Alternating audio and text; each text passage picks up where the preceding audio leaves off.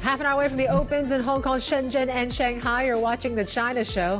I'm Yvonne Man with David Ingles. Good morning. Let's get to your top stories today. Stocks across the Asia Pacific on the up, led by, there you go, Japan, following this tech-fueled rally on Wall Street. Bond traders and bets on a half-point Fed rate cut next week. That's after the latest U.S. CPI print. Now, signs of division in the EU over tariffs on China, with Germany joining Spain in opposing extra duties on Chinese EVs. Plus, an exclusive with the operator of Chinese hot pot chain Haidilao on plans to expand further to overseas markets, including into the United States.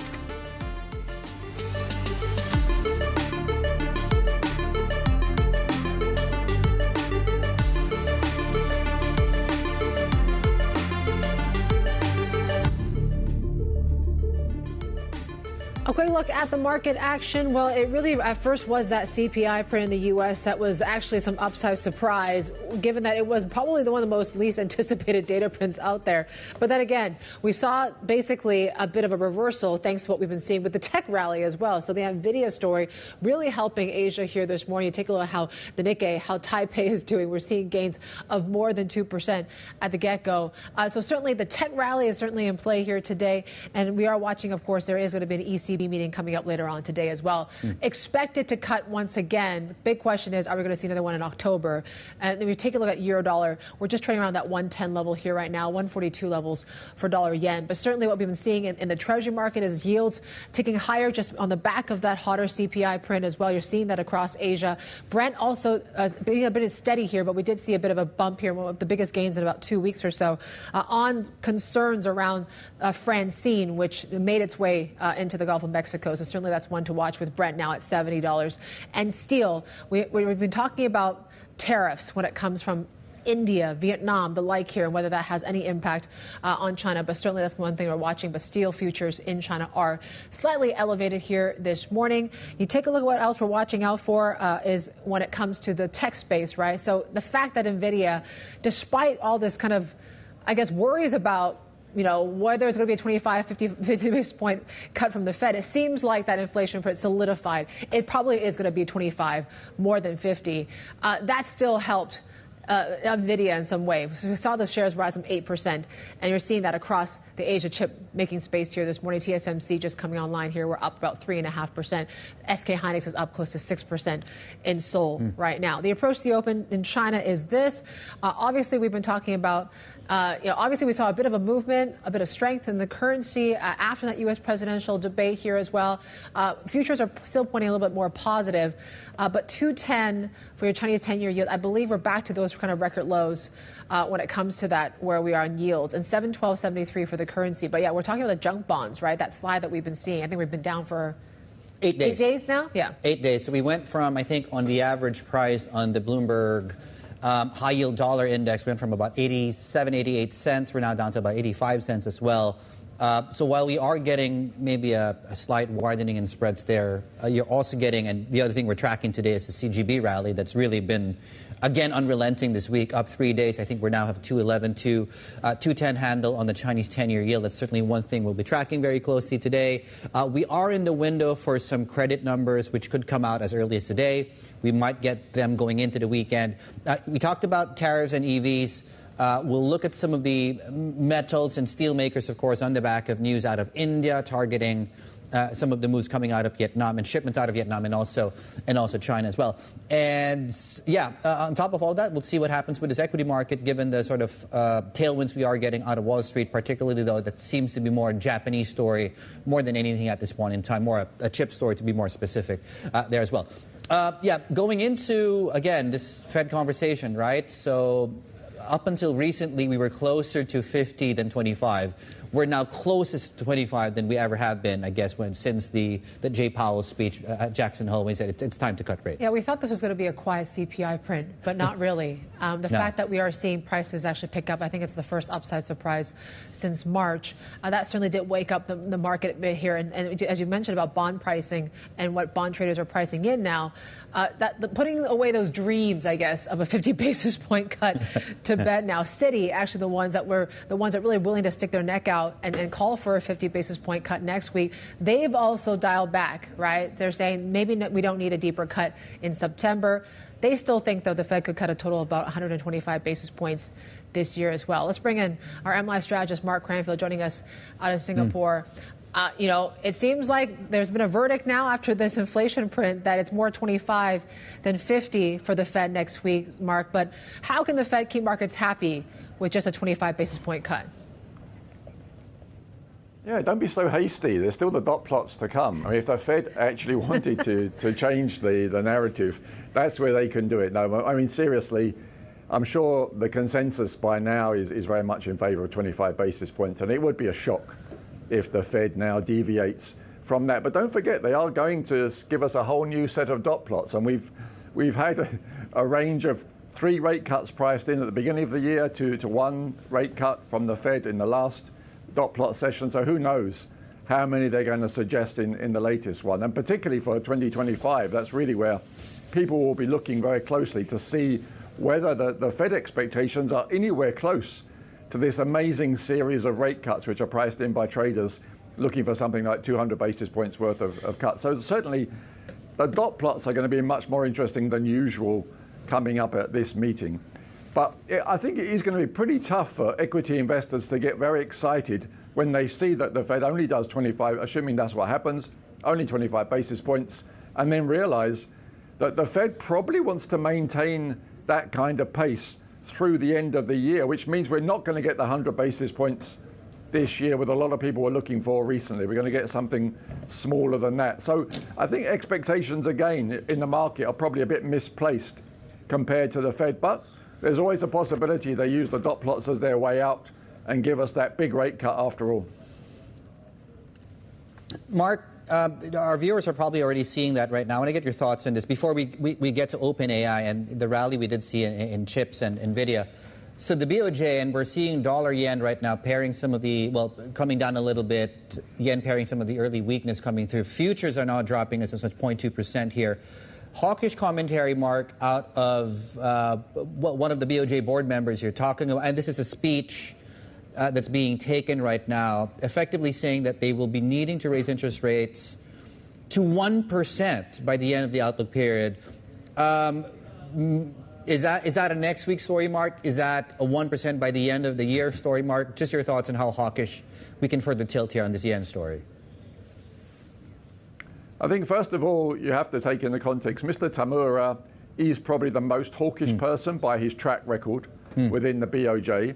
So it wouldn't be a complete surprise that he's speaking like that. Having said that, 1% is probably way above expectations of most people. I think if you look at the average surveys, they're thinking that the Bank of Japan would raise the short-term rate to somewhere between 0.5 and 75 basis points. So 1% is certainly on the very high end of anybody's expectations. So for them to achieve that would mean probably a longer series of raising rates than anybody is currently expecting. And that is certainly a positive for the Japanese yen, bit of a headwind for Japanese equities. So traders will probably have to look at it with a bit of a nuance there, that yes, this gentleman is probably very hawkish, but he may be raising an important point that the neutral rate, and that has been mentioned by a few other people, that the neutral rate for Japan could be closer to 1% than most people are expecting. So that's very much something which is not priced into markets. And that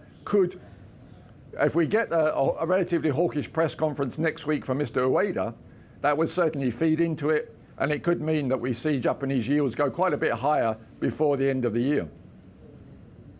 And Mark, I want to get your take on this tech rally that we saw. I mean, there was news from our sources that OpenAI is in talks to raise about $6.5 billion from investors, and that would put a valuation that's close to $150 billion. I mean, how significant is that headline for stocks? For an equity investor, that is absolutely massive. And no wonder the whole tech sector, I mean, of course, there was some positive news from Oracle, and Nvidia is still talking up the demand for its chips as well. But for any equity investor, when you see a leap in valuations like that, it's happy days. It's Christmas coming early. So OpenAI is still a private company. That 150 is almost double from the previous estimate of 86 billion. That's an incredible leap, and it upgrades everybody. Everybody in the tech sector has to be reevaluated if a company like that can have such an amazing valuation. It still has to be seen, of course. They haven't raised the money yet. But you can see how people are extrapolating. If they can achieve that kind of valuation, what does it mean for Nvidia? What does it mean for Apple? What does it mean for the other people in the sector as well? It's very, very good news if they can achieve that kind of multiple. Mark, thank you. Mark Cranfielder, MLI strategist, joining us out of Singapore. And yeah, perfect kind of timing to bring in our next guest. The last day of the CITIC CLSA Investors Forum, which brings together senior executives and investors in Hong Kong. Let's bring in Laurence Balanco, technical analyst at CLSA. He's normally based in Sydney, and he talks charts like out of his head, sitting down. Gotta love it. But now he's in person, so we're going to kind of try to milk him as much as we can while he's in town. Laurence, it's always great to talk to you about stuff like this. Yeah, we talked about the tech rally really kind of being, boosted by what this OpenAI news and stuff. But I'm sure there's a lot of questions that you're fielding right now about where this U.S. rally is going to go. In a sense that you're getting there's a top that's being formed, or do you think what we're seeing in September is just seasonal? Yeah, I mean, that's a big question. It's continual. Like, is this the major reversal that you've seen since you bottomed in October 2022, or is this just a typical seasonal pattern? Now, there's a few things that we go through looking at intermarket analysis as well as momentum and breadth. And to be simple, our conclusion is as long as we hold above the April and August lows in the S&P and the SOX index in particular, we think that this is a typical seasonal correction. It's nothing out of the ordinary. The unfortunate part is that the seasonal volatility actually in an election year continues into November, which tends to bottom in October if you look at the average seasonals. But in election year, it does extend towards November. The other points, while we think we should still give benefit of doubt to the upside, is that credit spreads have narrowed since that 5th of August lows. And what we've seen historically of 20% more declines is that credit spreads tend to widen as the S&P makes a new important peak. So we saw that in January 2022. So we're not seeing that major divergence yet, and that's why our base case is seasonal correction. That trading range that you've seen develop now sets a platform for a year-end rally. Yeah, I think we've put that spread on a chart. So that's the top and the S&P at the bottom here as well. Yep. So just elaborate, of course, just visually, what do you expect to happen with this chart? Yeah, so to get more bearish, what we would expect to see is really a surge in credit spreads and widening of credit spreads. And that would typically be a signal from the credit market that there's a liquidity event brewing beneath the surface. Typically, the equity market takes a bit of time to digest that. Right. So the S&P tends to make a new high while those credit spreads widen. And we haven't seen that sort of explosion. We had that 1 week of higher credit spreads, and then they've come back again. So that's what's giving us some confidence that this is typical seasonal correction. And that then takes us into part of your, some of the thesis that you put out there is, the levels to watch below which, correct me if I'm wrong, all bets are off, and what those levels are. That's right, and I'll probably focus on the SOX index, the most important US index. It has been the leader of the 2022 lows. It carries obviously the AI theme in that, but basically you're looking very simply at the April and August lows, which sit at around the 4,288 to 4,290 area. If you did break below that, I think any amateur chartist would come up with a definition of a head and shoulders, and all that simply is a change in trend from higher highs and higher lows to lower highs and lower lows. So that's why breaking below 4,288, 4,290 is critical, because that would confirm a head and shoulders top, and that's the all bets are off level. If investors did want to hedge the downside, preempt if we do see a breakdown, if you've got a far more bearish view for markets, you can look at out of the money put options with a strike on the SOX index at 3,100. So you're really taking a big bet that if you break below that 4,280, your downside risk is over 20%. So I think that's one way to hedge it. It's still relatively cheap because it's so far out of the money. But if that markets did break down in a meaningful way, that's how far you could see the decline. And I guess, we've been talking about what the Fed's going to do, but the most cleanest way to express that right now is really on dollar yen. What do you see in terms of positioning now? Yeah, it's quite interesting. I mean, if you look at the positioning at the end of July, speculators were net short at 52% of open interest. Now, that was the largest net short position that you've seen in the yen over the past decade. That's been totally unwound, and speculators are now actually net long the yen at 12% of total open interest. So we think that frothy part of positioning is out of the way. I can't give you a number on the actual carry trade, but as far as where CTAs and positioning is, that positioning has been unwound. So we're really looking for the dollar yen that is to stabilize here. And from a pure chart perspective, you've seen 140, 141 as a support area from the early January, February lows. We've tested that recently after the 5th of August lows, so you've made the technical double bottom, and we're looking for a bounce back to the 146, 148 area. So stability in the yen, which I think is a positive. Markets hate fast-moving macro, either yields or currencies, and I think we're really seeing that slow down and consolidate between 140 and 148, basically. Well, which brings to mind then, so the violent moves are behind us, is the point we're trying to make, because we're still seeing it in Japan, for example, at least in the equity markets. Yep. Yeah, I mean, it's quite interesting. So if you look at that Japan move, and you don't see this often, it was a 15% decline within a 5-day period, and we go back in history, we've only seen 7 of those events since World War II. What you tend to see is a sharp rebound after such a violent decline, and then the market goes into a consolidation pattern. So you do see shorter price swings, but it does start to settle down in a range. And for the Nikkei itself, we're looking at 34,000 to 35,000 as a support area, and a resistance around 39,000. So I think investors should look at a period of consolidation between those levels as constructive on a longer-term basis as you sort of repair that initial damage done in the sharp decline. All right, Laurence, one more with you. Coming up, we'll talk a little bit more about China in the next break there, after this break from CLSA. But we're taking a look at when it comes to this reference rate, 7.1214, pretty much in line with estimates here this morning. We're also counting you down to the open of trade in Shanghai, Shenzhen, and Hong Kong. This is The China Show.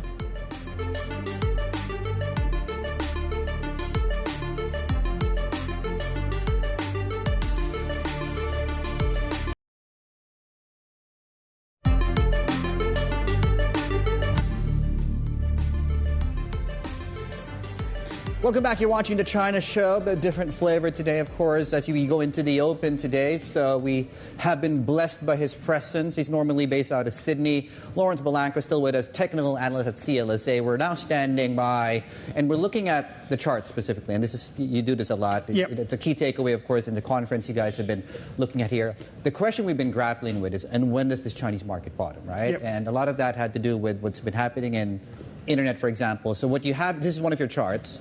It's K-Web, so which is tech focused as well. You have momentum here, and you have one of the DeMark indicators up here. Correct. This is Dragon Ball Z in my head. I don't understand what's going on here. So just help us understand. It looks busy, but let's be basic about first the price setup, and then we look at momentum, and we'll look at the DeMark indicator. So let's just start off with the price action. The recovery of the October 22 lows, over a 60% rally. But since that January 23 peak, we've really settled in a trading range where supports, the bottom end of the range is giving you support around $22, $23, and the upper boundary being resistance has been $32 to $35. Now, within this volatile trading range, you've had opportunities for tactical rebounds and trading opportunities. And that's really what we're highlighting currently on the chart. One of the first things that we look at is the rate of change of the decline rates, which the RSI is looking at. And you can see the new lows that we made basically in August. The momentum indicator was at a higher level. So think of that as the rate of change or the delta of the trend. It is slowing, and typically you get slowing momentum before you get a price turn. So that's the first point why we think it's a bottom fishing buy. The second point is the DeMark indicators. Now, there's a few highlights on that chart that you can see there. They've been pretty good in timing these tactical lows. DeMark indicators are looking for points of exhaustion in trend. So we've got a combination of slowing downside, a DeMark exhaustion signal, that we're really looking for a tactical rebound in K-Web from this $25 area back towards the lower 30s. Okay, I think we're going to zoom in on that. Guys, can we zoom in on that as well? So what is the number we're looking at here as far as, so we're looking for signs of exhaustion, and what you're saying is that is starting to show up. Yeah, we've got two signs of exhaustion. We've got the DeMark 13, which you can see here, and you've got the RSI at a higher level than it was with the momentum move down in June. So that's the two key indications of giving us a signal that the K-Web price action is about to mean revert and trade back to the top of the range. Right, and I guess for some of our viewers, K-Web, of course, is the one listed in the U.S. Your iteration of that, I think one index is the HS Tech Index in Hong Kong. So if this one starts to rebound, how does that get funded? Some of the popular trades that we've been told, go into banks, go into some of these income strategies. Yep. Dividends is a good example of that. Have you seen any of that sort of start to unwind because this might be starting to pick up? Absolutely. I mean, one of the ETFs that we track just to represent that dividend trade is the Ping An one, right? Yeah, that's right. Yeah, so let's get it up, guys. If we see what we'll see here, this is where the money's coming from, right? So it's been a great relative outperformer. It's been a popular trend for domestic investors, and even overseas investors have been positioning in the SOE banks as well as the energy names. But here we had the slowing upside momentum. So this was maximum momentum to the upside.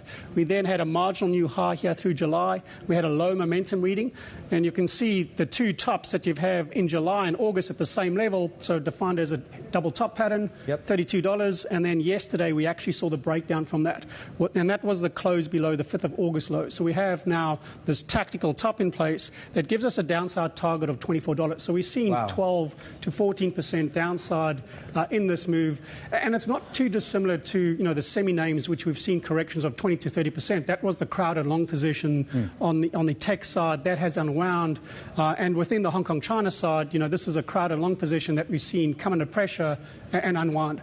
I mean, just to add a bit more color as far as the other side of this trade, this has been the long side. If you look at the Hong Kong Healthcare Index, or if you look at the Renewable Index, you're also starting to see a bounce there. So, it's that pair trade where people have been long dividend-yielding stocks, they've been short healthcare, they've been short tech, they've been short the renewables, and that's getting squeezed, and it's a mean reversion trade on that. And we think that's probably got another month to two to unwind. But as far as percentage terms, you can see here, at the index level, it's between 12 to 20%, depending which index you look at. So it's a positioning correction that's unwinding in Hong Kong, China right now. And it looks like that could continue based on some of your targets there. Laurence, guys, that's your tactical trade. That's your third, sort of 2-3 month outlook there. Thank you so much. Laurence Balanco there, of course, here with us to talk us through all these charts and, of course, some of the tactical opportunities, Yvonne, that are starting to show up, not just in price, and some of the charts here. I love it. I love it. It was a great one. Thanks so much, Laurence, for coming to town and showing us all that, of course. Taking a look at the pre-market in Hong Kong, we're seeing some upside, about 0.4% here this morning. Dollar China is doing this, 7.12. Not a whole lot of movement, but futures are edging higher this morning. This is Bloomberg.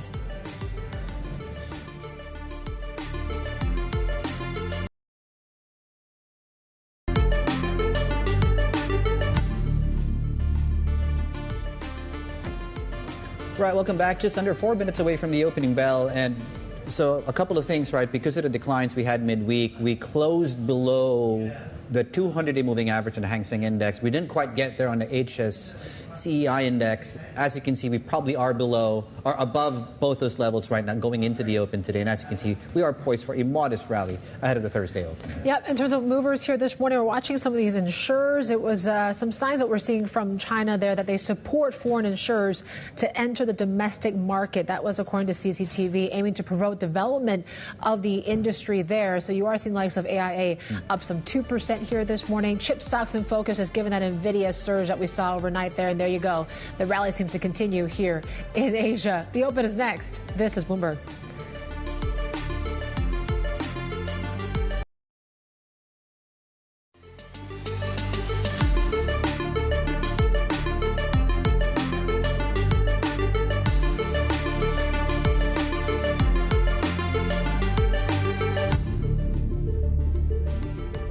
Welcome back. You're watching the China Show. We're counting down the open of markets, and it seems to be, at least when it comes to that debate, whether the Fed's going to cut by 25 or 50 next week, it seems to have settled a little bit, that maybe it's more about that 25 basis points than deeper cuts after that hotter than expected U.S. inflation print. So nevertheless, though, it was really the tech rally in the U.S. that really helped wipe out some of those initial disappointments in the market, and that's why you're seeing that rally here take place in Asia. And interestingly enough, the catalyst in the public tech markets was the deal in the private markets, that reported deal with OpenAI and $150 billion. And Mark Cranfield pointing out, if you're an equity investor, you should be very, very happy with Christmas that valuation. Coming early, he Christmas has come in September. So on top of what we're seeing already in the Philippines, Christmas has come early also in markets in the United States. Speaking of green and red, there we go, mostly green on your screens. 10 to 1% to the upside on the CSI 300. We've been bobbing around at 3179 levels. The level you want to watch there. We did get very close about 2 days ago. Closed about 3,200, and this is where we are currently. CATL, more on that story in a moment, because we're getting some commentary coming out of UBS and what the company's doing and how that's helping the broader lithium space with some of the stocks limit up yesterday. In fact, flip the boards, have a look at Hong Kong very, very quickly. We are in the window for data. Credit numbers are coming through as soon as today. Industrial production numbers are coming out of Hong Kong later today. Keep your eye on that. And I believe also FDI. We are in the window for those figures as well. Okay, very quickly. So it's the day after the U.S. presidential debate, and now that the dust has settled, and we did see initial reaction to that debate yesterday, and how that showed up in China was, with Kamala Harris being perceived as the winner of that debate. Some of the green energy stocks did very well yesterday, still doing well today. Some of the tariffs, India, 30%, not just on China, Vietnam as well. So we're looking at some of the steel makers there, more on that in a moment. But I talked about this Gangfeng and Tianqi Lithium flat today, limit up yesterday, CATL cutting production, which could help, of course, alleviate some of the oversupply issues we're seeing in that part of the lithium market there. Yep, so that certainly is helping. In terms of what we're hearing, there's a Bloomberg Scoop out there that just came out just a few minutes ago. Deal makers in China are finding themselves in the crosshairs of authorities. Now, we know at least 3 investment bankers have been detained since August, while some state-backed brokerages are said to have asked staff to hand in passports and seek permission for travel. Let's get to our chief North Asia correspondent, Stephen Ingles, joining us now. What more do we know on this story, Steve? Oh, I know this is going to be one of the most read stories on the Bloomberg terminal in Asia Pacific today, because this is dear to many of our clients, and obviously what's happening in mainland China has sent a bit of a pall and chill across the investment banking community. Not, to mention, of course, what's happened to the brokerages over the last few years. There's been multiple stresses, essentially since Xi Jinping really launched common prosperity over the last 3 years. We'll get to some of those pressures, but this is the latest.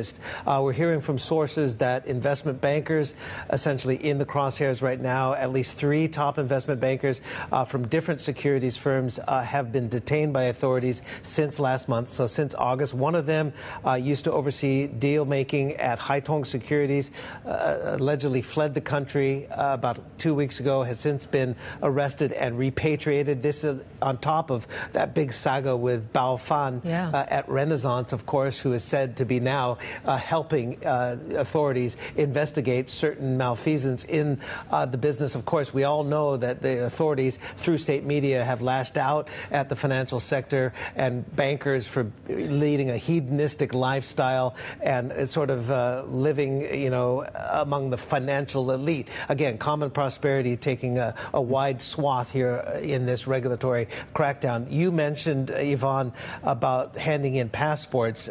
This is common for senior bankers at state-owned or state-backed financial companies. They have to hand in their travel documents. Now it seems like it's permeating to lower ranking and traders. I don't want to say traders are lower ranking, but you know what I mean. Yes. Essentially, Haitong and other SOE brokerages recently, this according to the sources, were asked to ask their investment bankers to hand in their passports, and also they have to seek permission for all business and travel plans. Some employees have been told that regulators are scrutinizing their IPO deals as well as other capital raising activities. So this is going to be a well-read story today. I was actually going to ask you the whys. Do we know what they're being detained for? I would assume it's because this is being investigated by the anti-graft authorities. So there is allegations, I would assume, of malfeasance of some sort with those IPOs or other capital raising by companies. Again, these deal makers are in the crosshairs right now. We already know, and I alluded to it earlier, about the cutting of fees. I mean, I think, what was it, CITIC Securities / basic salaries by up to 15% for some bankers earlier this year. CICC in May cut senior banker compensation and bonuses by more than 40%. So there are multiple crackdowns and investigations, if you will, in this area. At a time, let's face it, deal making is way down, and profit at brokerages is way down. Haitong, of course, Haitong and Guotai Junan Securities. That was the big story that Min was talking about, I believe, last week. Looking to have this mega merger to create a financial giant. I don't know how this dovetails necessarily, but again, to give more oversight, perhaps, into perceived malfeasance at these companies. But Haitong, on August 28th, reported a 75% drop in first half profit. So they're suffering because deal making and trading for stocks and everything is down. But now, in addition to some of these investigations, and I was just in Shanghai last week, I talked to bankers, including Amundi, Europe's biggest asset manager. Again, they're not saying, the mood is bad, but you can kind of tell. They're just kind of waiting it out. They're in the long run. That's what everybody's saying. We're in it for the long run. But there are definite stresses right now, and they're feeling it. Yeah. Not to mention some of the clawbacks too, on top of the capping of bonuses and salaries too. This is a story that we'll keep on top of. Steve, fantastic. Thank you so much, Steve. Stephen Engel, our Chief North Asia correspondent here on the latest Bloomberg Scoop as far as this story is concerned. Right, now to geopolitics and tariffs. So Germany is joining Spain in calling for the EU to drop its plan to impose extra tariffs on Chinese-made EVs. Our China correspondent Min Lo is here with us to talk us through the latest opposition, Min here. Yeah, so this is quite a surprising move because Spain is one of those countries, along with Italy and France, that had voted for these EU tariffs. But now it seems like after the Prime Minister visited China for 4 days and met with President Xi, he's changing his mind, calling on the EU to reconsider these tariffs. And soon after that, we have a German government spokesperson welcoming that move. So this raises the prospect of China maybe successfully convincing its European partners to maybe walk back those tariffs before the deadline of the decision in October. Now, you might be wondering, why is Spain suddenly changing its mind? Well, China has so far retaliated by opening up probes into EU pork and dairy, and Spain is the largest pork exporter to China. They sold $1.5 billion worth of pork to China last year, $50 million worth of dairy to China last year, and Spain is also the second largest car maker in the EU, so they need a market for their cars overseas. And at the same time, the Spanish Prime Minister was in China to seek investments from China to beef up its own domestic EV industry in Spain. So all of these could have factored into the considerations. And we're also hearing when it comes to India, according to Reuters, imposing tariffs on Chinese steel imports.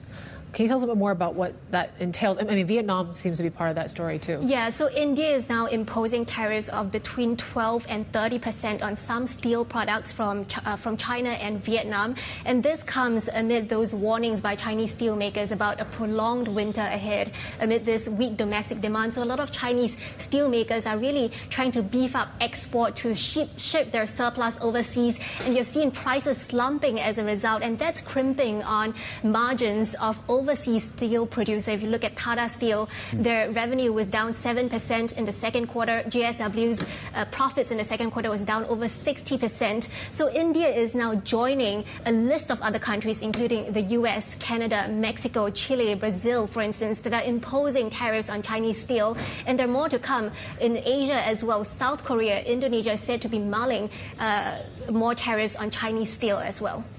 All right, Min Lo, our China correspondent there with the latest. When it comes to these tariffs as well, we have more on geopolitics coming up. The Stimson Center joins us to discuss the U.S. presidential debate and what it means for the future of U.S. policy on China. This is Bloomberg.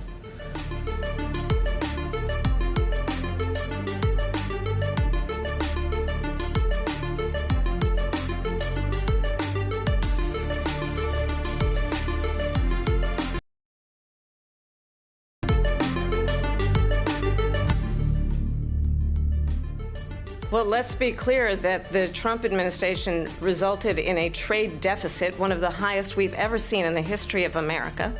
He invited trade wars. You want to talk about his deal with China? What he ended up doing is, under Donald Trump's presidency, he ended up selling American chips to China to help them improve and modernize their military. First of all, they bought their chips from Taiwan. We hardly make chips anymore because of philosophies like they have and policies like they have. I don't say her because she has no policy. Everything that she believed 3 years ago and 4 years ago is out the window. She's going to my philosophy now. In fact, I was going to send her a MAGA hat. U.S. Vice President Kamala Harris and former President Donald Trump, they're sparring over China and trade policy at Tuesday's debate in Pennsylvania. Let's talk a little more about that and bring in Yun Sun, a senior fellow and co-director of the East Asia Program and director of the China program at the Stimson Center. It's great to have you here on the program. We were just talking in the break here on what you took out of this overall debate. We didn't get a whole lot when it came to China policy, but did we get much clarity from both of these candidates on what direction the U.S. is taking on this? Well, we can certainly see certain tendencies, right? We see that Kamala Harris is much more keen on export control. So her talking about Trump exporting chips to China, I think that's a pretty clear sign that she is likely to continue Biden administration's policy on the high-tech export control and restrictions towards China. In comparison, what we saw from former President Trump is this emphasis on tariffs. And we know that earlier this year, he has vowed that if he is elected again, he will levy another 60% of tariff on all the imports from China. Based on what he said last night, I think he's very likely to fulfill that commitment if he is indeed elected. So we see this election as this election debate as the two candidates trying to tell the constituency and tell the voters what their policy platforms will be and what they are inclined to be to focus on. But for there to be a consensus on winner or a loser, I don't think there is a consensus here in the United States. David here, Yunsun, and just to, I guess, at the risk of oversimplifying a very complex issue here, what I hear you saying is, if it's Donald Trump, the chances of a trade war are higher. If it's Kamala Harris that takes the White House, it's a chip war that we have to talk about with China. Would that be an accurate, rough representation of what the two different paths they might take? Based on what they said last night, that's a pretty accurate description. Although I would say that for Kamala Harris, I would call it a tech war rather than a chip war because, a lot of people already see that chip was the story of yesterday. But if you listen to what she said about high-tech restriction and what the United States needs to focus on, it will be much broader than just chips. And I mean, we talked about this, about who Beijing prefers as a candidate or as president. Some say it doesn't really matter, given it's almost like a bipartisan sort of issue when it comes to China. But does this only just force China to continue on its own foreign policy goals, which is supply chain security, solidarity in the global south, for example? Absolutely, because when China looks at this election, I think it does have its preference. Despite the fact that the bipartisan consensus on China here in the United States, well, we know that the great power competition is here to stay as a theme of U.S. national security strategy. However, how that security is implemented, the style it is implemented, whether there is predictability or certainty or a desire for stability in the bilateral relations, that's significantly different between Kamala Harris and Donald Trump.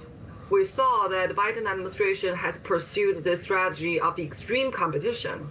But at the same time, we also saw Washington tried quite desperately, I would say, to reach out to China to build a guardrail to prevent the competition from evolving into a confrontation. And I think that means for Beijing predictability and certainty and also a desire for bottom lines. But with Donald Trump, it simply does not exist. So I think the anticipation of a high level of volatility, high level of instability is much higher under a potential Trump administration, at least in the Chinese assessment. So in that sense, I do think that Beijing has a preference, but still, both candidates are going to be tough on China. So for China, since there's very little that China can do to change or influence the result of this election, the best Beijing can do is to prepare for the worst and pursue its own course, its own national security, as well as its own foreign strategy, regardless of who is elected this November. And I'm curious, from your very unique perspective there in the U.S., how is okay, let's call it bulletproofing. The bulletproofing strategy China is undertaking, to your point there, of, this is a reality that's here to stay. I'm curious how China's response is being perceived in the United States. What are you seeing on the ground there? Well, it depends on which part of the response you're talking about. During the trade war under the Trump administration, we saw that China tried its best to retaliate, right? Whenever U.S. announces additional tariffs on Chinese products, we saw that Beijing tried as much as it could to retaliate in kind or in the same proportionality, which is really hard because China runs a large trade surplus, which means that the level or the degree that China can pursue these tariffs is not going to be, it simply does not have as much space as the United States does. Then under the Biden administration, we saw that China also responded to this extreme competition strategy with China's own basically pursuit to build up its strengths in the global south, to build up its leadership, and also to compete more vigorously, for example, in the high-tech space. So I would say that regardless of who is elected, Beijing will respond to any perceived provocation or transgression comes from Washington. But in Washington's view, the fact that China's economy has slowed down and the fact that China has encountered these difficulties in terms of its export, in terms of its economic reinvigoration, I think a lot of people here see that as a victory or a success of the U.S. grand strategy or the U.S. competitive strategy against China. Whether that is true is subject to debate. And I know that even economists have a lot of different opinions. But at the minimum, I think in the United States, a lot of people see this competitive strategy as working and as effective. And there's still a lot of uncertainty about what the American strategy is around Taiwan, for example, or just global security, the flashpoint being South China Sea right now. Yvonne, I'm just wondering, how do you see that playing out? Is the U.S. ready to go, aggressively in defending its allies here in those regions and really going against this China aggression? I think here in Washington, the view is that the U.S. has been defending the status quo. U.S. has been defending the reality on the ground, whether it is Taiwan Strait, whether it is Taiwan, or it is Second Thomas Shoal and related to Philippines' claim in the South China Sea. So that's a fundamental element in the U.S. decision-making towards towards China in the West Pacific. But we also know that the fundamental clash between U.S. and China, why is this centered on West Pacific, is because China sees West Pacific as China's doorstep and as a direct periphery of China's national security. But this also happens to be an area where U.S. has heavy presence in terms of its security presence and also in terms of the presence of U.S. security allies. U.S.-Japan Security Alliance is seen as a pillar of the regional security architecture in the U.S. view. So I would say that these two very different goals and aspirations coming to this region, regardless of whether it's Taiwan Strait or South China Sea, or even you go north, there's East China Sea as well as Korean Peninsula. It is a fundamental clash between two different visions about what this region should be and what the security architecture in this region should look like. Yeah, Jensen, it's almost the same analogy that you have with Russia and Russia's perception that NATO is, of course, coming into its doorstep. Jensen, we could be here for a longer time. Let's do this again, please. Jensen, there's Senior Fellow, Co-Director of the East Asia Program and Director of the China Program at the Stimson Center. Let's get to your China brief now, and we're looking at some reactions in China to the debate, of course, that took place this time yesterday between Kamala Harris and Donald Trump. And there's been really no commentary on state media so far, but the debate quickly becoming a very key trending topic as expected on social media platforms. Many reactions on Weibo focus on the candidates' views on China, one of which is, well, whoever wins will be tough for China. Trump might, though, be more destructive.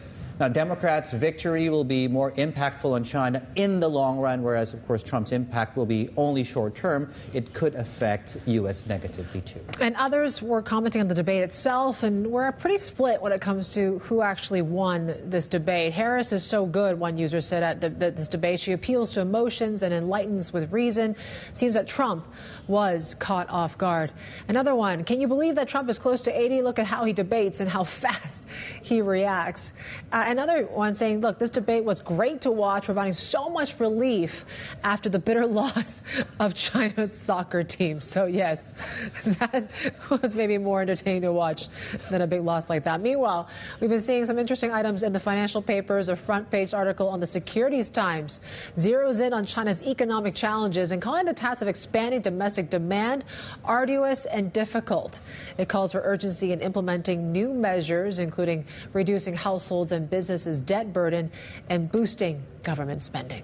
Yeah, and we'll get more insights into the Chinese consumer in the next hour. We'll hear from the CEO of the overseas operator of, you might have heard about it, of course, Haidilao. That's the hot pot chain. Catch our exclusive with Super High International CEO Yang Lijuan coming up next. This is Bloomberg.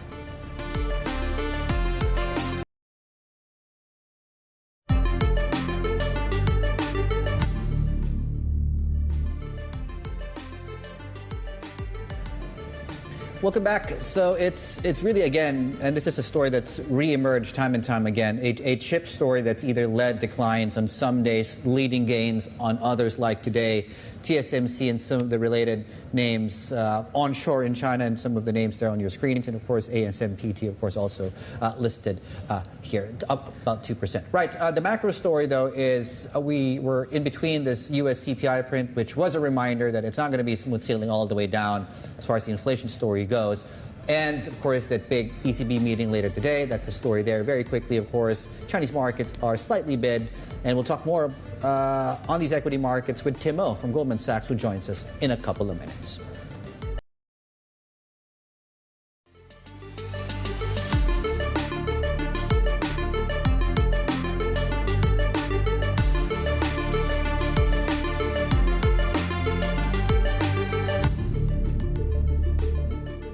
Welcome back to the China Show. Here's a look at the HSI half hour into the session. It looks like, Asia is joining in on this rally that we saw in the U.S. So we kind of pushed away the CPI concerns out of the U.S. and it really was Nvidia that helped lift the whole tech sector. And that's why we are seeing a rally of about 0.6% in Hong Kong as well here today, Dave. Yeah, the chip space and the OpenAI deal, reported deal at 150 billion valuation, helping things along there.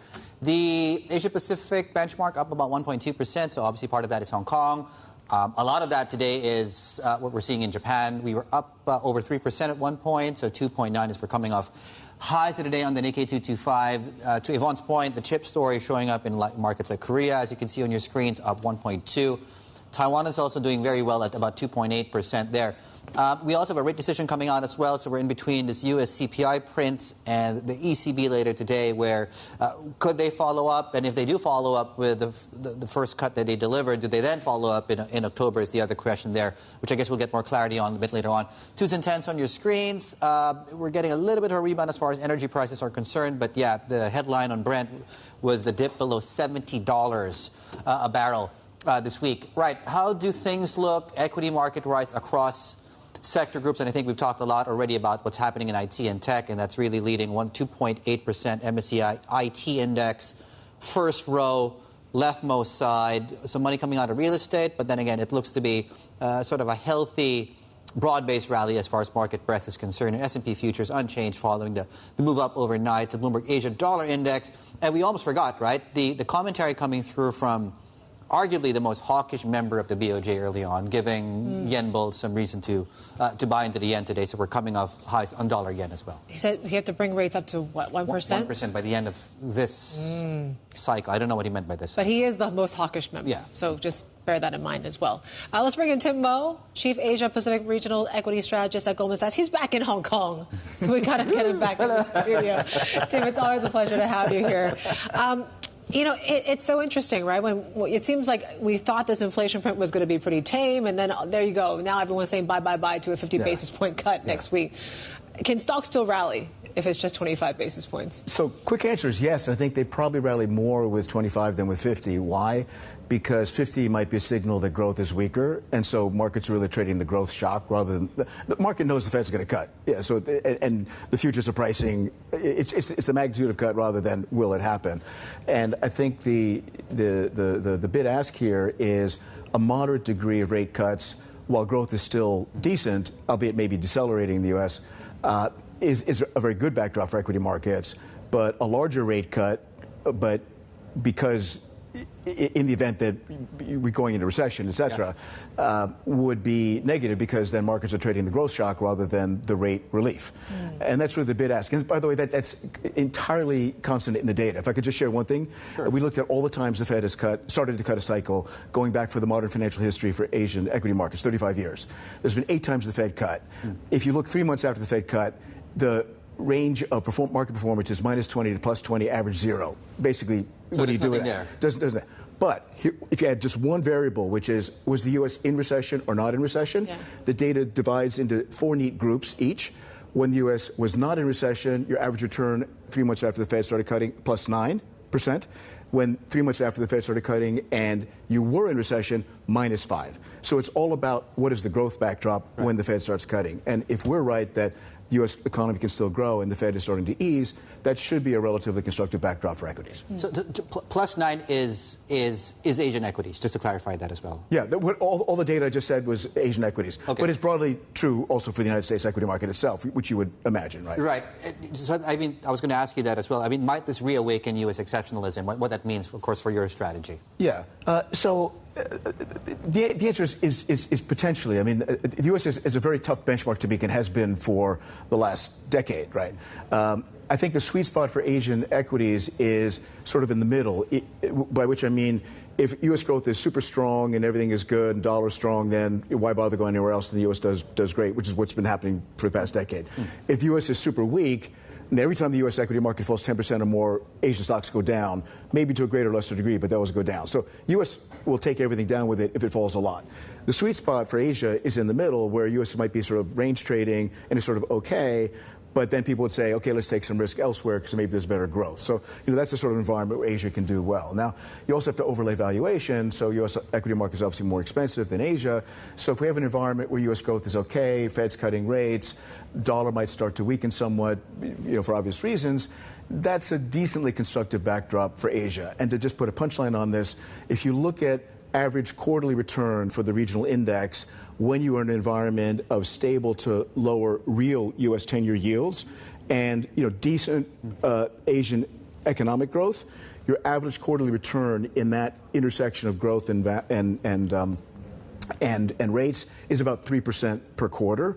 If you look at our full year 12-month ahead forecast for the Asia Pacific X-Span Index, it's about plus 11, 12%. Divide by 4 is 3. So our forecasts are roughly in line with a decent, not fantastic, but an okay equity market backdrop. There seems to be a bit of a pivot, right, in Asia to Southeast Asia. I want to get your take on that because I think 4 of the top 5 markets this month have been in the region right now. 100%, Yvonne. But it's been such an unloved, ignored region.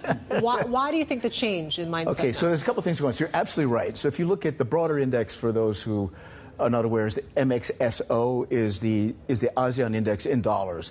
And if you plot that up, that's breaking out from a downtrend both in absolute and relative terms. And it's happened, Yvonne, as you correctly said, for a number of individual markets. You've had Indonesia, which got smoked in the second quarter and sort of overtraded macro concerns to the downside on currency. It's had a great quarter. Philippines, which upgraded about 3 months ago, also has done well. Malaysia, who upgraded a month ago, is now the second best performing market in the region, up 19% in dollars. Yeah. And Thailand last week is the one that rallied on the Value Pack Fund, kind of a national team support. And we were underweight, happily so, because it had done terribly. But we said, look, don't stand in front of that train. So we upgraded to market weight. So, and even Singapore's done well. So the question is why? And I think a couple of reasons. One, a bit of the bloom has come off the rose, so to speak, as far as the tech leadership in North Asia. So Taiwan's done great, and parts of Korea as well. So I think it's been of take some money out of that trade. We still like it, by the way, but it's come under pressure, Mag 7 and so forth. And so ASEAN's been a bit more of a safe haven, number one. Number two, very, very light positioning and so forth. And actually, they've been printing good numbers. Earnings have been good. They're less sensitive to the whole sort of, rate dynamic. The currency element is less of a concern that might have been back in the time when Bernanke was doing his taper back in 2011. So I just think you're coming off a low base. You have the ingredients for a rally. And then the last point I'll make is, in particular for Malaysia, which we had zero interest in for like 6 years. I'm getting all these incoming questions. Why Malaysia? It's a data center theme. It's the power theme and so forth. Yeah. And that's something which we've written about and others have as well. And, utilities, second best performing sector year to date. And Malaysia's actually a play on that in terms of incoming investment. So if I had to pick within that group in ASEAN, because part of it is they just happen to be part of MXSO, just happen to be Southeast Asia, but there seem to be idiosyncratic reasons why one market, the Malaysia data center, Thailand, of course, you guys upgraded. If you had to pick your favorite within that group. So we're over in Indonesia, and I think that's sort of your base case overweight, if I could be so bold to say that, because it's the big market. You've got a much bigger domestic demand story. You've got, I think, relative political stability in terms of the transition from Jokowi to Prabowo. The market, I think, had been oversold to the downside, as I said, on currency concerns. But we think that those are overdone.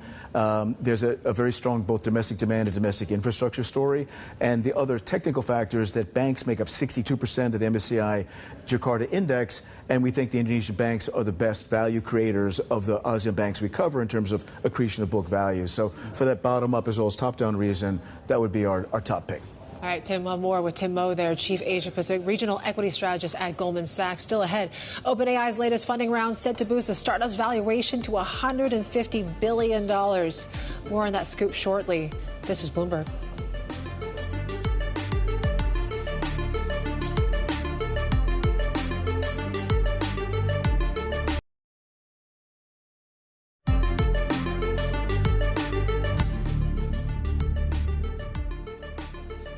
Welcome back. You're watching the China Show. Still with us here on Sept, normally based out of Singapore. He's here with us in Hong Kong. Again, Tim Moe, Chief Asia Pacific Regional Equity Strategist at Goldman Sachs. Of course, you guys are having your conference here. Conversation is on China. Just so happens we're done with earnings season. 6,000 plus companies, Tim. Yep. Is there a common denominator? Is there a common takeaway I can take away from 6,000?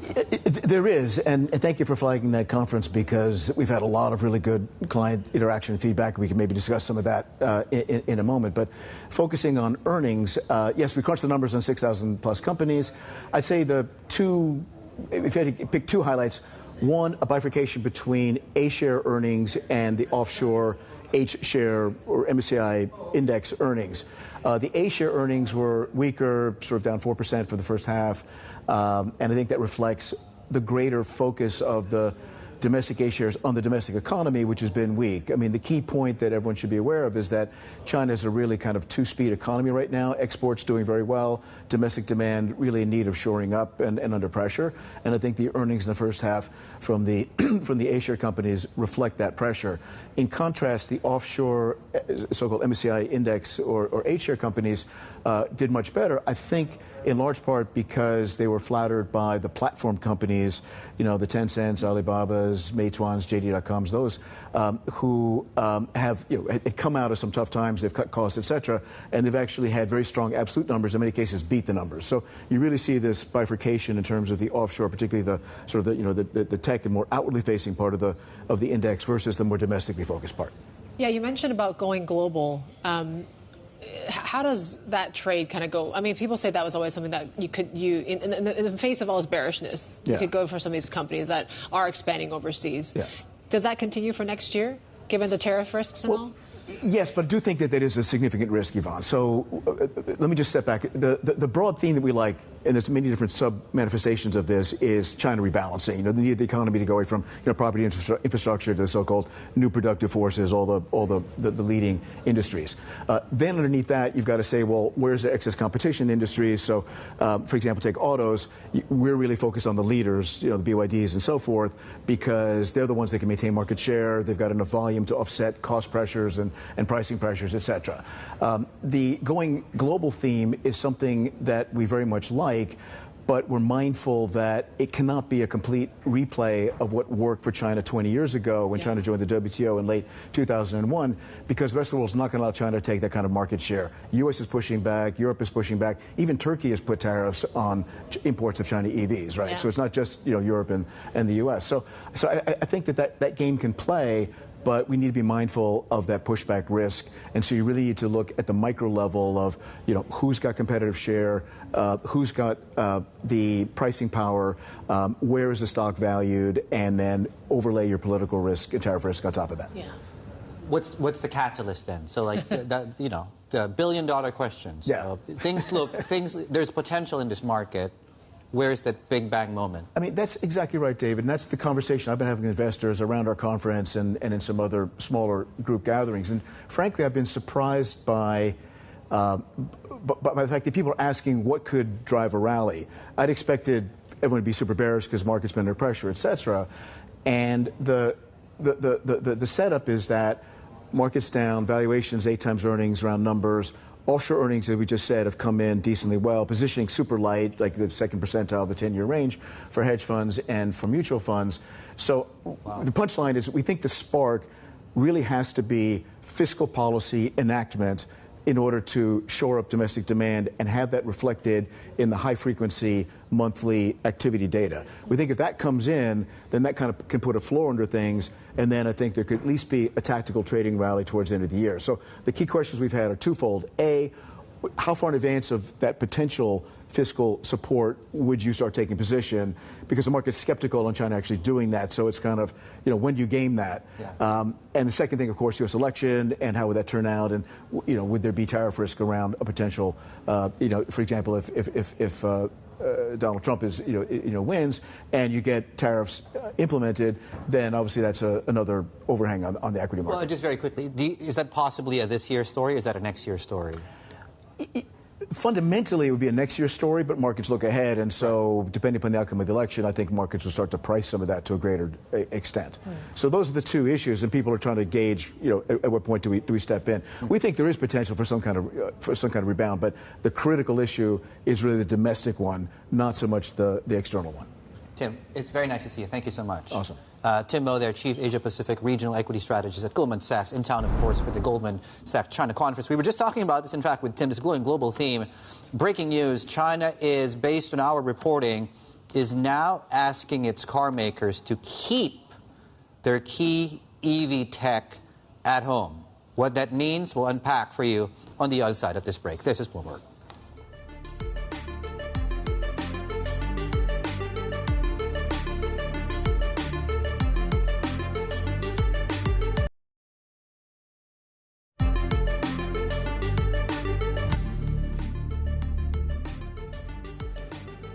Welcome back. More on the breaking news story in the last few minutes or so. So Bloomberg has learned that China has strongly advised its car makers to make sure a lot of that advanced tech stays at home. Let's bring in our EV supply chain reporter, Dan Lee, with a story for us. What do we know so far about this? So Beijing is asking its EV brands, its auto brands, to do two things here.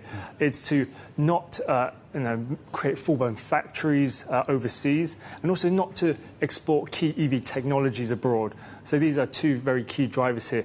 And then also on top of that, why they don't want them to have full-blown factories abroad is to use the capacity, to use the jobs at home that have been created in order to better utilize the production and output, and also to keep more of the jobs really at home.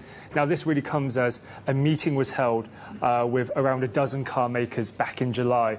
And so therefore, with this meeting, these directives and these soundings that Beijing gave is also just to tell car makers really what it prefers, it wants to do. So this is an important signal.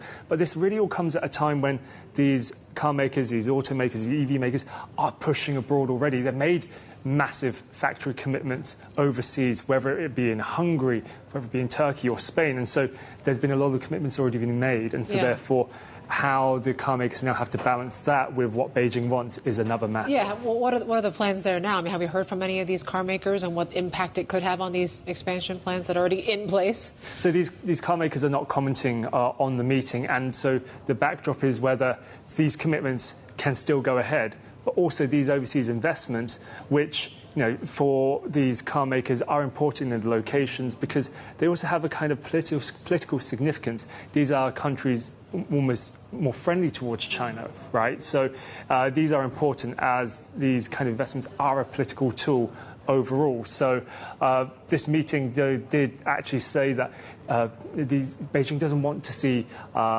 investment, for example, in India because of tensions that have been ongoing, and also in places like Turkey, which decided to slap increased tariffs on foreign automakers. They also said, Beijing said, we don't necessarily want you to commit straight away. Let us know in advance. So there's lots of things going on, especially as the subject around tariffs continues to boil on. All right. Great script there from Dane Lee and his team, joining there from Linda Liu and co. as well. Certainly, we'll watch what this means for the EV space as well, given this scoop. We're also tracking some chip-related stocks in Asia, really following the comments that were made by the Nvidia CEO Jensen Huang overnight. Let's get to our tech reporter, Annabelle Drewler, is joining us now. There was that, and there was the whole OpenAI story. But let's talk with Jensen Huang first, and what did he have to say? Yeah, so he was speaking at a Goldman Sachs tech conference in San Francisco, and there was sort of anticipation coming into this. He really needed to give some sort of guidance around the Blackwell chip system because we've seen so much concern around possible delays to the rollout and what was really driving that, and that has been one of the key contributors to the sell-off in the Nvidia stock. But overnight, he managed to obviously give enough reassurance to the market. He did concede that perhaps it was creating some emotional issues, but we can hear what Jensen said directly via phone. Take a listen.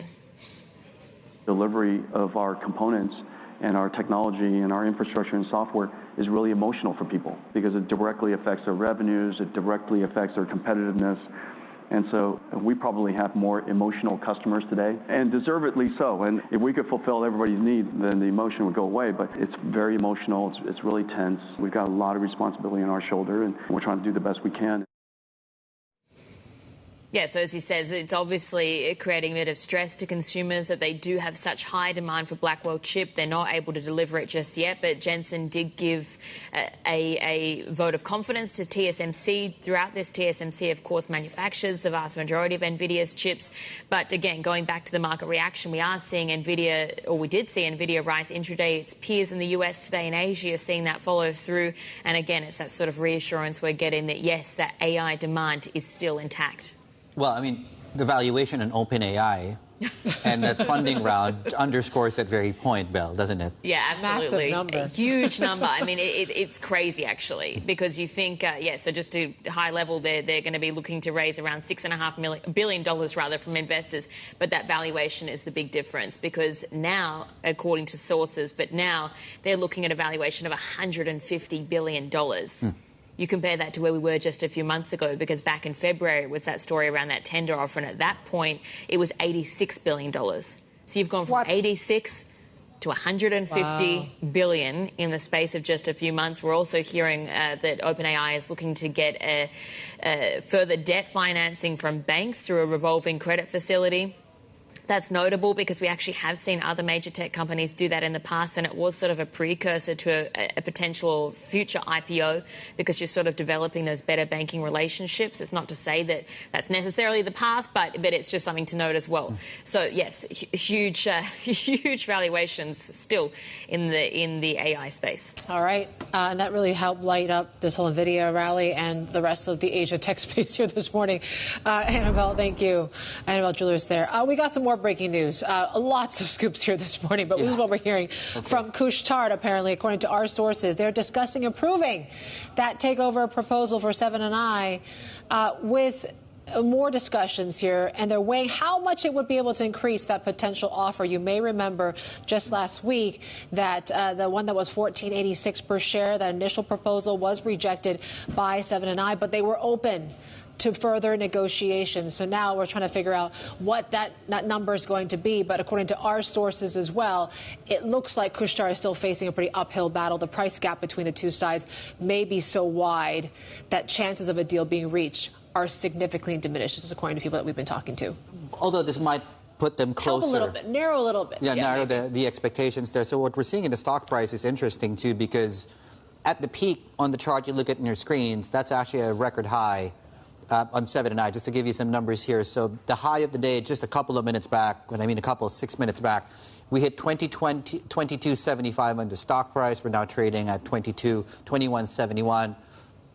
Markets liking this. Will they like more? Of course. Will Couche-Tard offer more is the other thing altogether. And really what that new offer price looks like is the other thing altogether, too. Yes. So there you go. We're seeing that pop in the shares in 7 and I here this morning. We're taking a look when it comes to markets as well. Focusing on these lithium stocks. They were on a tear yesterday, Dave, when we didn't have the show.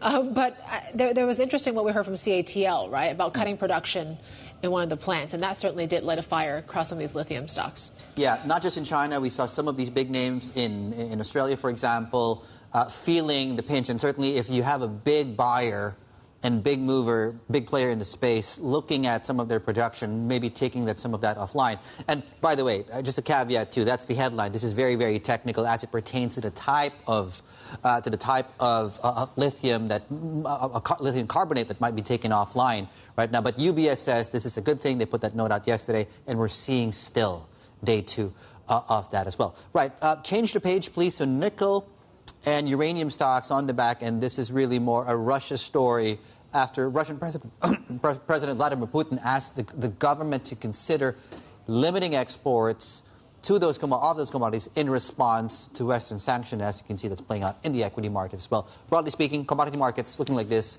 Change the page 3 before we go into the Tokyo lunch break, and things are looking like this. Copper, everything up 1%. Rebar futures up about 1.7%. In case you missed it, there's another big story, of course, of India looking to put tariffs on Chinese exports of steel. Plenty more ahead. This is The China Show.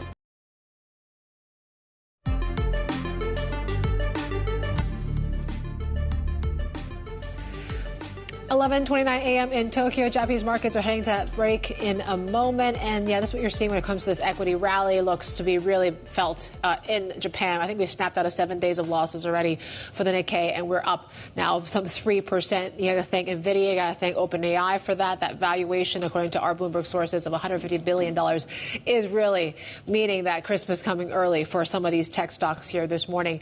And we're focusing a little bit on, of course, dollar yen. A little bit of weakness here today, but we did hear from some pretty hawkish comments from that BOJ member a little bit earlier on this morning.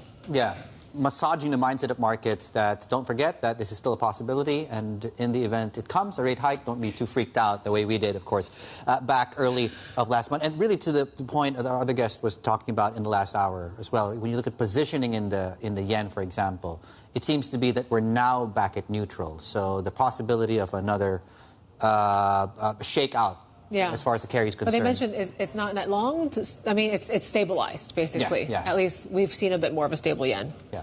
So hopefully we don't get the acting up that we got, of course, early last, although it could still happen. Okay, anyway, why don't we talk about food? Why not, right? So China's slumping economy, cooling consumption, putting the spotlight really on this going global, right? International growth for domestic brands, including, we talked about cars a lot, including hot pot chain Haidilao. The CEO of Super High International, which runs, of course, the international business of the company, spoke exclusively with Bloomberg on their global outlook.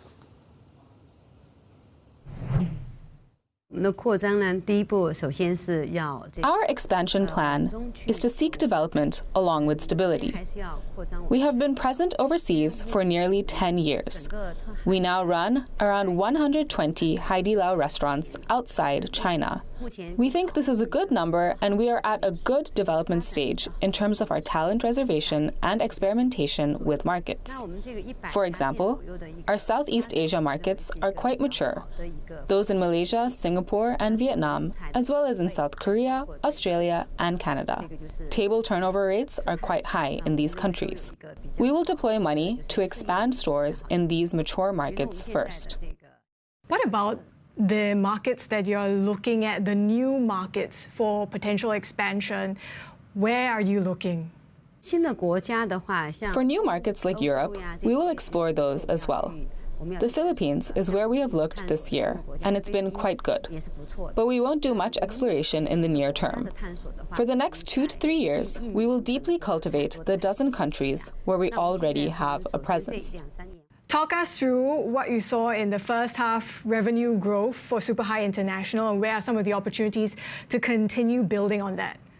We feel very optimistic about our company's operation status in the first half of 2024. The financial results have met our expectations. The table turnover rate has reached the peak of the second half in 2023, which is 3.8 times per day. Revenue has grown some 14% year-on-year, and profit margin is also slightly higher from the same period last year. These three dimensions suggest our state of operation is quite healthy. There was a loss for the first half. Do you see any opportunities to kind of constrain the costs for the business, rein that side of things in? Our losses are not due to poor operation. We have to look at whether revenue and profit have grown. The losses came from two areas. One was exchange losses. The other part is that we listed on the Nasdaq this year, and there were some costs, like consultation fees, that were not categorized as an operating loss. We think these two losses are normal. Can you share a bit more details about, how potentially the business is going to deal with competition? Competition in the restaurant business is very fierce because the bar for entry is so low.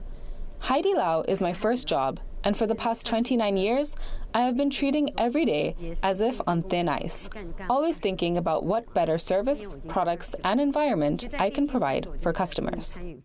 Our strategy over the years is to focus on being number one, starting from one particular area, whether it's service or products. If we can't be the number one in a city, then we can become the number one on a street. Our ultimate goal is to be the top hot pot restaurant in a city. So we always focus on markets, customers, and our employees. Also, we learn from our peers, things they have done well, while continuing to innovate ourselves. That was the Super High International CEO Yang Lijuan there, speaking exclusively with Bloomberg's Avril Huang. For more on really the outlook on Haidilao, let's bring in Bloomberg intelligence analyst Angela Hanley. She covers, of course, the stock and the company. You talk about this overseas expansion. It seems quite ambitious, but who are the major customers of Haidilao in these markets? I think when this type of Chinese restaurants seek growth outside, they usually want to go to places where they see more Chinese people. So they want to target those Chinese students or Chinese people who are working in those cities. So I think that's why the first one they opened was maybe they feel like a more Chinese stomach. They open in Singapore first and try to expand to other places, including US, because there are many Chinese students studying there. What is a more profitable business? The overseas unit or the one that's been running in China for obviously a longer time period? Yeah, as they said earlier in the interview, I think the margin of the Super High is not as high as Haidilao, because the Haidilao is the one operating in mainland China, Super High operates outside. But I feel like no matter how it goes, it's a bit difficult for Super High to be more profitable than Haidilao, because by nature, you can open many Haidilao shops, Haidilao outlets in one city in mainland China, but you cannot open that many in New York or other places. Naturally, you cannot have that type of scale effect. So I think it's pretty normal that we cannot expect that high profit margin as in Haidilao. So then you're expecting maybe better growth perspective for Haidilao versus Super High? Oh yeah, it's for margin-wise, maybe Super High cannot be better than Haidilao. It's naturally, but if you talk about the growth, obviously Super High is better. Because if you check out the numbers of the Haidilao, what they are doing is that they're still having closing some outlets in mainland China still. They feel like the per head consumption is still very, very pressured. That's why they don't see much growth in the Haidilao opening by now, I think. That's why they are also doing this multi-brand strategy. They want to open new brands, but not in hot pot area, but more are skewers and other barbecue stuff. So Haidilao is seeking growth in mainland China by multi-brand strategy, while Super High can still keep opening Haidilao shops, Haidilao restaurants outside China.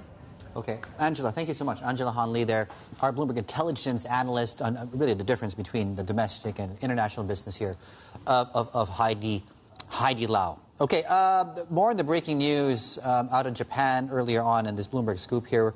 We're looking at, Seven and I, which went into the lunch break just as the news was breaking, and enough, though, for the market to bid to stock up. We were up about 4%. We were up as much as, well, at one point above the 22.75 yen handle here on the back of reports, which dropped, I would say, about 11 minutes before we went into the Tokyo lunch break. Let's bring in Reed Stevenson, who joins us from Tokyo, our senior editor. Reed, I mean, you've been covering the story from the get-go, and here we are with possibly a higher offer on the table from Couche-Tard.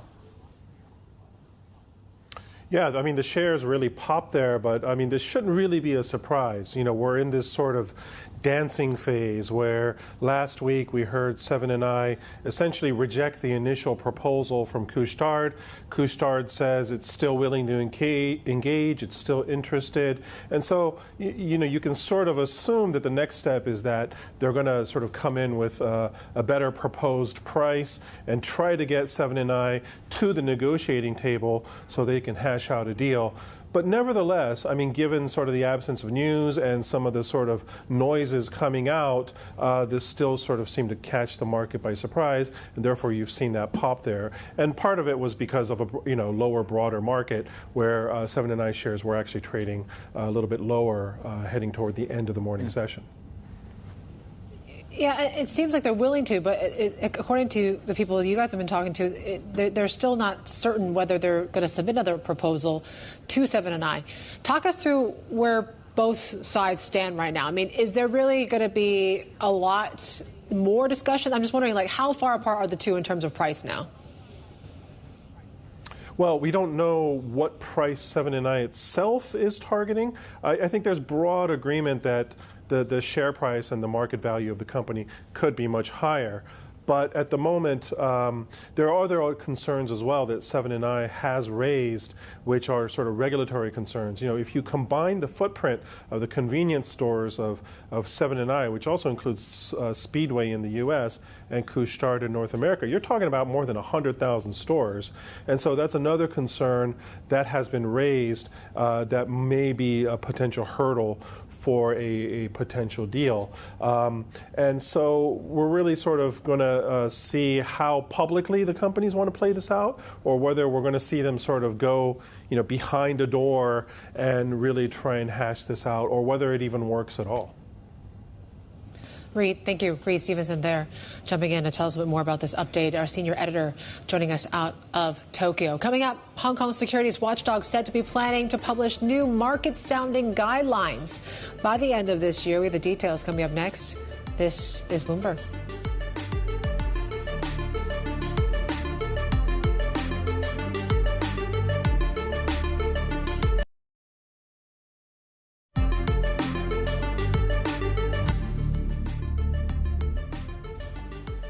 Welcome back. You're watching The China Show. Here's what time is it now? 10:41 in the morning. There we go. And the heat and humidity has gone away this week, right? A level or two. Has it? Well, still there. Well, I'm sitting in an AC room. I'm hoping it goes away. It's been terribly uncomfortable. You have to wait a couple more months, maybe, Dave. Feels like hell. Okay. Anyway, speaking of Hong Kong, the securities watchdog here is said to be planning to publish market-sounding guidelines by the end of this year. What does that mean? Our hedge fund reporter, Behu, is here with us to talk us through what changes between these. I guess before we talk about the changes between the two drafts, what's the background to the story? Well, the background is the SFC is trying to create a playing field. So right now, you have banks for whom the balance sheet is a precious commodity, so that incentivizes the bankers to trying to maximize the profit, the money they can make for the banks, while minimizing the balance sheet use.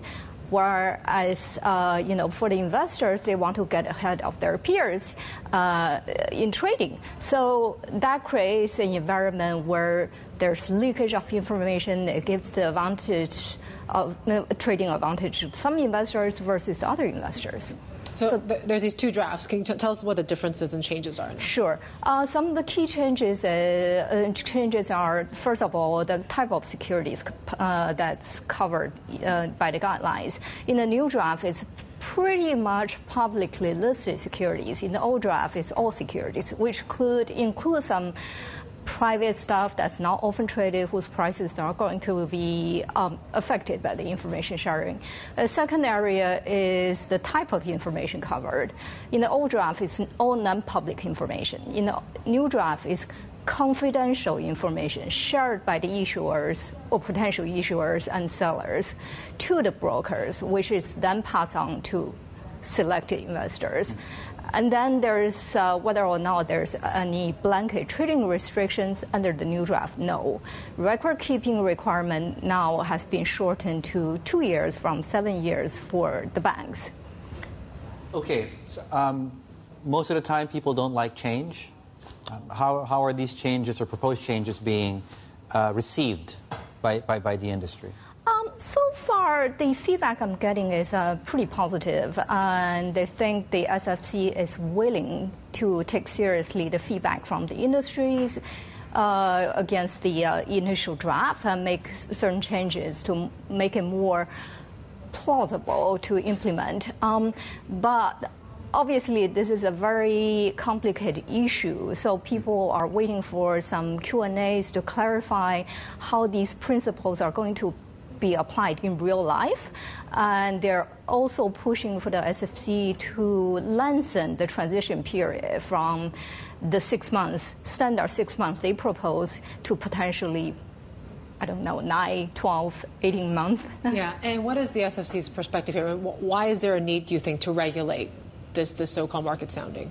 Well, you know, we've had a number of cases of insider dealing cases, Siganti allegedly, and even this past week we had a Wall Street Journal report on allegedly a U.S. bank sharing information about an Indian deal with potential investors via WhatsApp. That's the kind of behavior that the SFC is trying to root out. All right. Meihu, thank you. Our hedge fund reporter joining us with that story as well. Let's stay on Hong Kong here and talk a little bit more about, of course, the Fed and what it really is going to mean for the property sector right now. Developers have been struggling with sluggish home sales and empty office buildings here in the city. And now our opinion columnist, Shirley Ren, says next week's Fed meeting is adding anxiety to the sector. She joins us now. How are these property tycoons feeling leading up to this Fed meeting now? Not very good, because they would like the Fed to cut rates as fast as possible, as big as possible, right? And at this point, it seems like the U.S. inflation is pretty stubborn, and they're not going to get that relief from the Fed in the immediate term.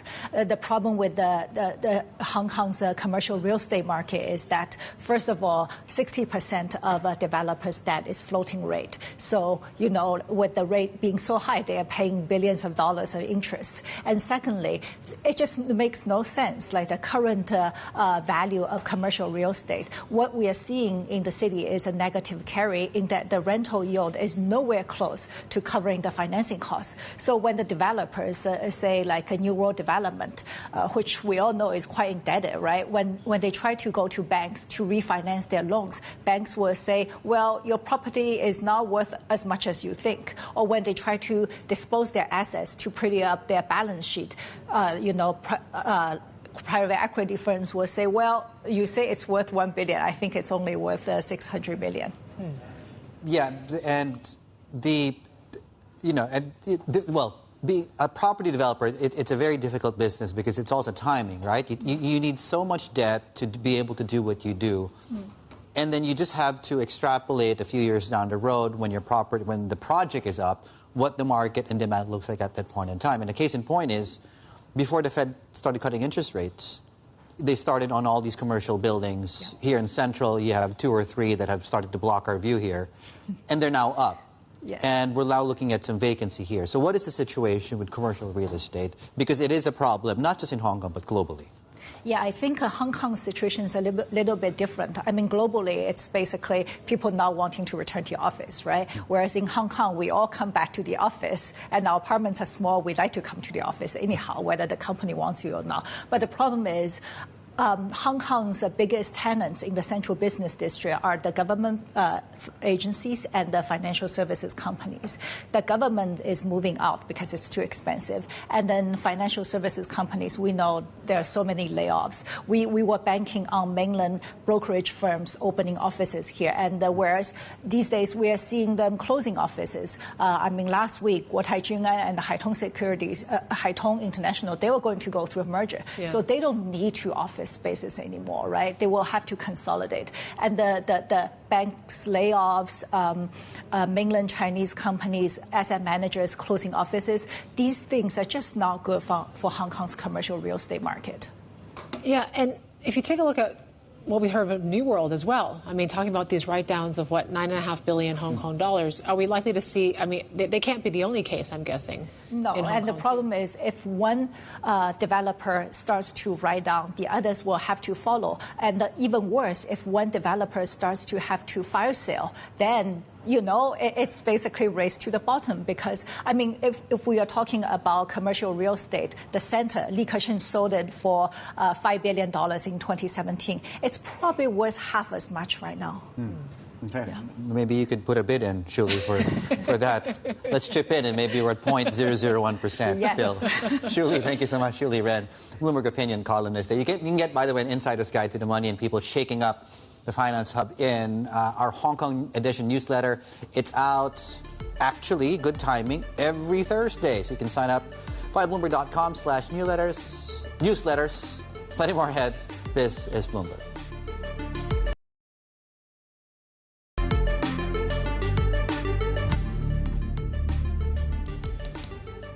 All right, we are talking about space here right now, and SpaceX is set to have a pretty big day here today when it comes to this first ever private spacewalk mission. So maybe sometime this afternoon, Asia time, we'll hear a little bit more about that. I think it's 2 what's time of the year? 2 p.m., around 2 p.m., right? It's 2 a.m. Eastern time, 2 p.m. here in the Asia Pacific. So effectively, you have, as Yvonne is pointing out, private individuals preparing for. So what a spacewalk effectively is, and this is my rudimentary understanding of really what's going on here. Private astronauts. You basically step out of the aircraft. Yeah. Or the spacecraft. Tethered, usually, is where you're connected. But then again, a lot of it is, humans are not built for the conditions out there. You will literally die the moment you're not fully equipped. So it's tricky, but I guess in many ways this takes the concept of space tourism a step further, where it used to be you simply went to low Earth orbit, you saw the horizon of the shape of you're proven if you're a flat earther that the Earth is in fact not flat, and there is a curvature, of course, to the Earth. This takes us a step further. If my understanding is correct, what's going to happen is they're going to step out, but I'm speculating. 15 to 20 minutes each. While tethered to the vehicle is the time. Yeah. What are you gonna do during those 15, 20? Do the moonwalk. Now, one of those is, of course, the mission commander, Jared Isaacman. He is the billionaire that did previously fly to orbit with SpaceX back in 2021. Which goes along with this is what we've been hearing in China, right? So apparently there's some rocket makers there in the mainland really racing to replicate some of the success that SpaceX and Elon Musk is doing now, too. Yeah. And this really is, I guess, to that point, the broader space race and, the role of private sector money and private sector movers to move the needle as far as this is concerned. And by the way, if you're curious about these two stories, there's one story in particular that talks about some of these Chinese firms that are looking at this SpaceX as an objective and maybe start what Elon Musk pioneered and how he really changed the game and the economics of space travel by using reusable rockets from next year. So that's actually a very tight sort of time horizon for us to talk about here. Maybe at some point we can talk about private citizens. You could talk about spacewalking. I think they're still quite ahead, right? But when it comes to China's space program, it has matched NASA when it comes to moon landings. Mars landings, for example. But maybe when it comes to really talking about routine rockets in flight, like what SpaceX is doing, I think they still have a ways to go there as well. We still have a ways to go, I guess, to this Fed meeting. Seems like it's going to be the longest one waiting till September now. But yeah, we're still talking about pricing, and really seems like there's a bit more clarity on what the Fed could do next week. Well, because of the CPI print. Yeah. Good point. And just to borrow a space term, the current telemetry, there we go, in the rates market suggests such a space geek. A soft landing at 25 basis points is the current pricing right now. So we are closer to 25 basis points, and that is a conversation ahead of another central bank decision out of the ECB later today.